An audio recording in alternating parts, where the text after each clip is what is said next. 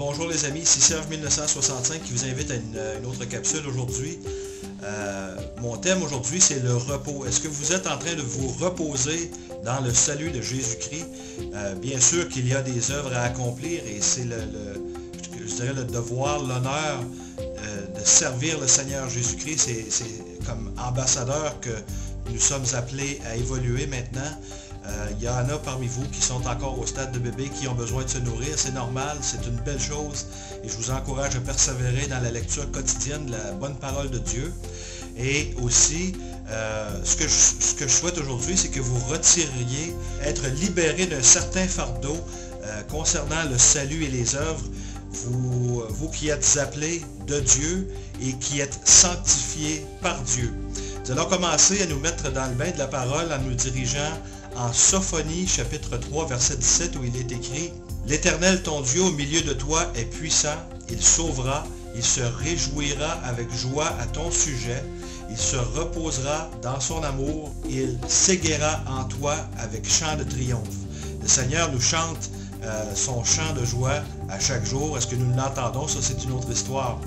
Nous allons nous déplacer maintenant en Ésaïe 43, chapitre 43, verset 1, où il est écrit « Mais maintenant, ainsi dit l'Éternel qui t'a créé, ô Jacob, et qui t'a formé, ô Israël, ne crains point, car je t'ai racheté, je t'ai appelé par ton nom, tu es à moi. » Alors, si vous pensez encore que votre vie vous appartient, détrompez-vous.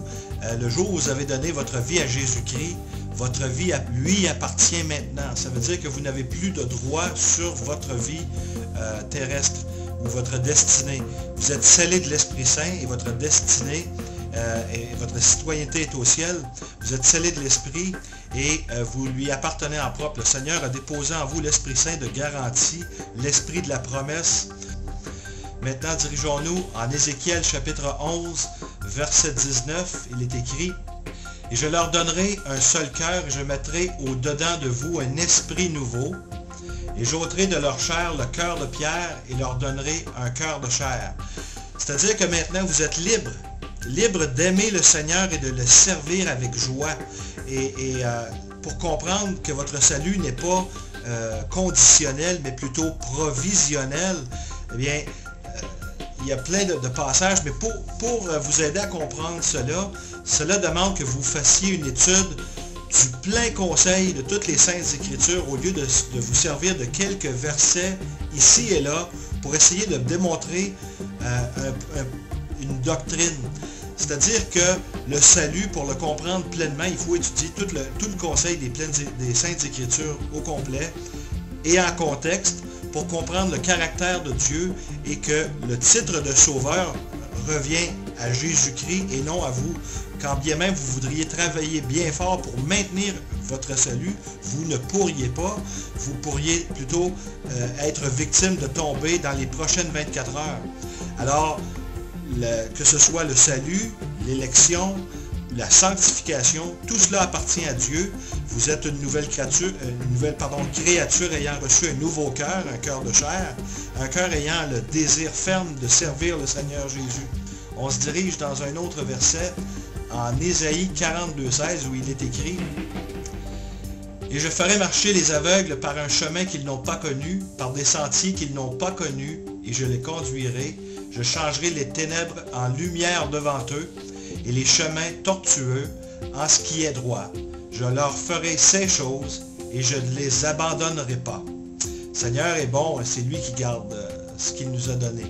En Habacuc 3,17, il est écrit « Car le figuier ne fleurira pas, et il n'y aura point de produit dans les vignes. Le travail de l'olivier mentira, et les campagnes ne produiront pas de nourriture. Les brebis manqueront dans le parc, et il n'y aura pas de bœuf dans les étables. Mais moi, je me réjouirai en l'Éternel, je m'égairai dans le Dieu de mon salut. » C'est un peu ce à quoi le Seigneur nous appelle, voyant que l'être humain, dans son entendement, n'est pas capable de fonctionner. Le Seigneur Jésus a dit « Sans moi, vous ne pouvez rien faire. » Eh bien, lorsqu'on s'aperçoit que l'Esprit Saint est celui qui mène maintenant nos vies, qui nous discipline aussi, qui nous corrige, car l'Éternel nous châtie ses enfants qui sont désobéissants. Ça veut dire que le jour où vous êtes scellés à rédemption, si vous persistez dans la désobéissance, vous allez subir ce qu'on appelle la bonne discipline de l'Esprit Saint qui va vous ramener dans le chemin étroit. Mais ça ne vient pas de vous. Seulement que je crois que tous ceux et celles qui sont scellés à rédemption ont cet authentique désir, car elles sont des nouvelles personnes, ils ont cet authentique désir de servir le Seigneur d'un cœur sincère. Parce que, vous allez remarquer, la plupart du temps, ceux d'entre nous qui sommes sauvés, nés de l'Esprit, bien souvent, les premiers temps, nous disons, je ne serai jamais assez adéquat pour le Seigneur. Bien, si ça peut vous aider, vous êtes des pécheurs sauvés par la grâce de Dieu. En 1 Jean, chapitre 1, versets 8 à 9, il est écrit, si nous disons que nous n'avons pas de péché, nous faisons que nous sommes des menteurs, nous nous mentons à nous-mêmes, et la vérité n'est pas en nous. Et si nous confessons nos péchés, il est fidèle et juste pour nous pardonner, nous nettoyer de toute iniquité. C'est donc l'espoir que nous avons, que même si nous ne sommes pas pleinement adéquats, et nous ne le serons pas probablement jamais dans notre chair, c'est que malgré nos faiblesses, le Seigneur veut quand même se servir de nous pour son œuvre. Comme un bon père de famille, il laisse ses enfants participer au chantier de construction, même si le jeune manipule très mal le marteau et la scie, il va quand même laisser le jeune se faire développer ses talents de menuisier avec lui. Nous allons maintenant à un autre passage où il est écrit au psaume 16, verset 5, « L'Éternel est la portion de mon héritage et de ma coupe, tu maintiens mon lot. » C'est-à-dire que ce que le Seigneur a mis en nous, cet espoir vivant que nous avons un jour de rencontrer le Seigneur et de voir sa gloire face à face, c'est Jésus-Christ lui-même qui tient ça dans sa main, ce n'est pas vous. Vous, ce que vous avez à faire, c'est vous réjouir et de servir le Seigneur d'un cœur joyeux. Maintenant, nous allons nous rendre en Hébreux, chapitre 9, versets 12 à 15. Au verset 12, on parle d'une rédemption éternelle, et au verset 15 d'Hébreux, on parle d'un héritage éternel. Obtenu d'ailleurs par un sacrifice unique, parfait à la croix par Jésus-Christ, une fois pour toutes. Et puis, finalement, en Éphésiens 2.6, en 2.4, pardon, « Mais Dieu, qui est riche en miséricorde à cause de son grand amour dont il nous a aimés, alors même que nous étions morts dans nos fautes, nous a vivifiés ensemble avec le Christ, vous êtes sauvés par la grâce, et nous a ressuscités ensemble, et nous a fait asseoir ensemble dans les cieux célestes, dans le Christ Jésus. » On se dirige finalement en Hébreux chapitre 4, où le Seigneur nous convie à un repos, parce que Dieu s'est reposé de ses œuvres, il nous invite aussi à nous reposer de nos œuvres. En Hébreux chapitre 4, verset 10, il est écrit « Car celui qui est entré dans son repos, lui aussi s'est reposé de ses œuvres, comme Dieu s'est reposé des siennes propres.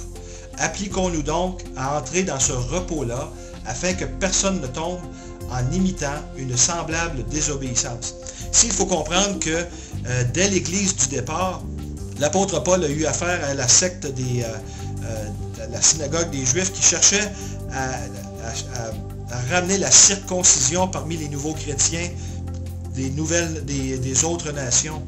Et cela mettait un fardeau sur le dos des nouveaux chrétiens que même les Juifs n'étaient même pas capables de porter eux-mêmes. Alors, dans une de mes autres vidéos, je vous invite à ne pas laisser personne de vous priver de votre joie de servir le Seigneur Jésus. Vous êtes dans une sorte de liberté. Cela ne veut pas dire que nous avons une permission de pécher à volonté. Au contraire, cette liberté que Dieu nous donne devrait en principe nous donner, un peu lorsque vous enlevez un fardeau sur le dos de quelqu'un par rapport à la culpabilité, cette personne veut maintenant vous démontrer toute son appréciation et sa gratitude. Eh bien, c'est je dirais, à cette gratitude et à cette appréciation, que vous êtes appelés à vivre en toute joie parce que le Seigneur vous a enlevé votre culpabilité une fois pour toutes. Maintenant, vous êtes libre de l'aimer, de le servir, de l'adorer, de le glorifier. Et vu que toute âme sur terre a besoin de Jésus-Christ, je vous invite à faire ce qui est écrit. Si ma mémoire est bonne, c'est au livre Jean, je vais écrire le verset à l'écran, qui dit « Si je suis élevé de la terre, j'attirerai toutes les âmes à moi-même. » Et c'est la promesse que Jésus-Christ nous fait pour nos bien-aimés qui ne sont pas encore sauvés. Eh bien, soyez audacieux à proclamer la bonne nouvelle, à élever le nom de Jésus-Christ afin que tous vos bien-aimés parviennent au salut dans la joie et qu'ils puissent glorifier le Seigneur de ce grand pardon qui est là pour eux aussi. Il ne suffit que le demander avec la foi d'un enfant. Eh bien, je vais juste terminer par une simple prière. Père éternel, que ceux et celles qui ont entendu ce message de ma voix aujourd'hui puissent entendre, Seigneur, ce repos, puissent comprendre ce repos auquel tu les appelles, car l'être humain a besoin de Jésus-Christ pour se reposer de ses œuvres, mais aussi, Seigneur, pour parvenir dans la famille de Dieu, au salut éternel, à ce dépôt de l'Esprit Saint en eux. Puissent-ils comprendre, Seigneur, que le temps arrive où le royaume est à la porte, que tu reviens bientôt et que tu es prêt à les accueillir à bras ouverts. Qu'il en soit bien ici, au nom de Jésus-Christ. Amen. Bien, chers amis, merci d'avoir été des nôtres aujourd'hui. Que le Seigneur vous bénisse. À la prochaine.